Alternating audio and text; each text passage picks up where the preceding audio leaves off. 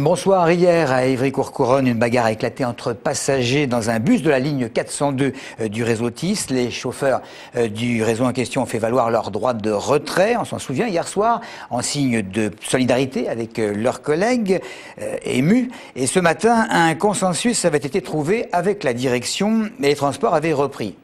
Sauf qu'à midi, un nouvel incident a eu lieu au même endroit. Audrey Coll et Mathilde Foissier. Il est 15 h hier lorsqu'une bagarre se déclenche à bord du bus 402 à la gare d'Évry-Courcouronnes. La conductrice, seule, se sent désarmée et plus tard profondément choquée. Ses collègues décident d'arrêter tous les bus en guise de protestation.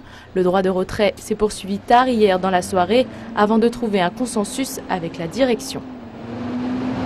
Nous, ce qu'on demande à la direction, que ce soit la direction de TIS ou de France-Évry, quand même qu'on sera assisté à temps, et on demande s'il y a une présence de plus dans les bus, comme ça quand il y a un problème quelconque, qu'on soit quand même, le conducteur ne soit pas livré à lui-même, parce qu'en cas de panique, le conducteur ne sait pas quoi faire. Ce midi, un nouvel incident a eu lieu sur la ligne 404 cette fois. Un jeune était poursuivi par d'autres et un début de bagarre s'est déroulé à l'avant du bus avant que l'un d'entre eux sorte une bombe lacrymogène. Ce genre d'incident ne rassure pas certains voyageurs. Quand je vois un groupe de jeunes arriver, là, ouais, je commence à avoir peur. Je range mon téléphone, je range tout. Mais selon Stéphane Baudet, la sécurité est déjà renforcée et beaucoup de moyens sont déjà en place. Il y a 60% de faits de délinquance en moins sur le réseau TIS depuis 10 ans. Il y a 70 personnes, matière humaine, qui travaillent sur le réseau. Et il y a des caméras dans tous les bus et dans plus d'une centaine d'arrêts de bus. Donc il y a déjà énormément qui a été fait. Et donc évidemment, on n'est pas des magiciens et tout ne peut pas se régler. Pour l'instant, il n'y a pas de nouveau droit de retrait prévu. Les conditions de circulation des bus devraient être les mêmes, à moins d'un revirement des conducteurs. Alors on a entendu il y a un instant la représentante syndicale qui souhaitait des présences sécuritaires dans les bus. Eh bien, après 2 réunions, il en est ressorti que la direction a décidé justement de nouveaux renforts de sécurité dans des secteurs jugés sensibles. Saint-Thry, Vigneux, Morsan, Morigny, Champigny, plusieurs écoles du département sont touchées par des fermetures de classes. Après plusieurs semaines de manifestations, de blocage de ces établissements, parents d'élèves, directeurs d'école, enseignants et élus se sont déplacés aujourd'hui et ce matin d'ailleurs au pied de l'inspection d'académie à Évry pour faire entendre leur voix pendant que le comité technique paritaire du département se réunissait. Claire Colombel, Jérémy Guillaume. Non, non, non, Depuis 10 h ce matin, une centaine de parents d'élèves et d'enseignants reprennent ce slogan au pied de l'inspection d'académie dans le but de se faire entendre concernant les différentes suppressions de postes et fermetures de classes du département. Il est prévu 121 suppressions de postes d'enseignants, 10 postes soutien et animation, donc comme le poste d'Hélène Boucher, et 12 postes d'enseignants du RASED. Parce que là aussi, on supprime à nouveau les postes d'enseignants du RASED. C'est pénalisant pour les élèves parce que ça pénalise aussi les enseignants pour le traitement de la difficulté scolaire.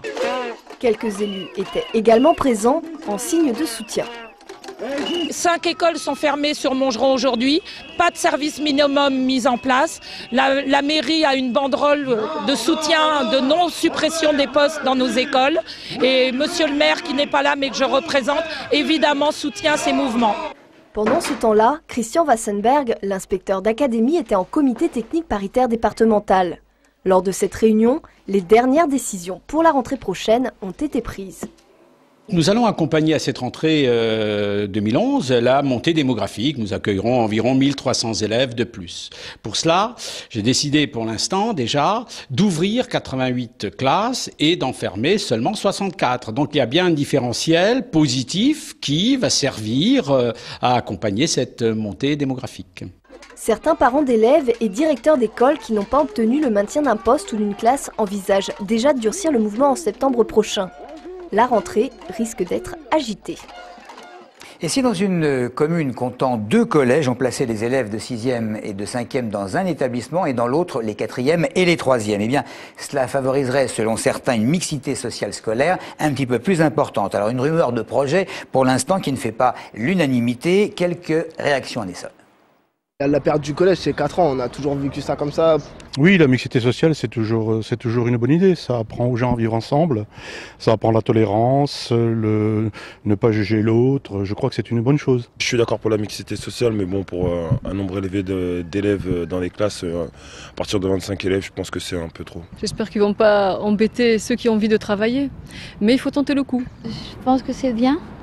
C'est un test, oui. S'il n'y a rien derrière, bien sûr, cette idée-là, quoi.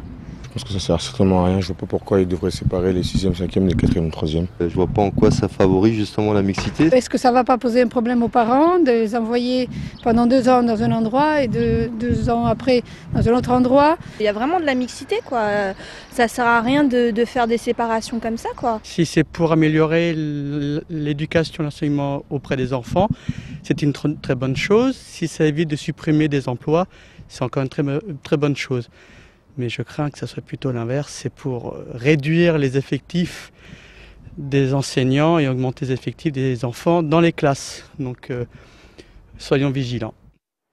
Tout autre chose à présent, les 2 accusatrices du maire de Draveil ont décidé de se montrer à visage découvert, que ce soit chez nos confrères de Paris Match ou du Parisien. Elles racontent inlassablement ce que leur aurait fait subir leur ancien patron, d'autant qu'elles ont reçu le renfort d'une ancienne assistante parlementaire de Georges Tron, vous l'avez vu sur la photo. Sadis, ce dernier travaille depuis quelques jours dans sa mairie et son entourage le trouve plutôt calme et serein. Rappelons qu'il a toujours nié les versions des faits qui lui sont reprochées par ses anciennes collaboratrices.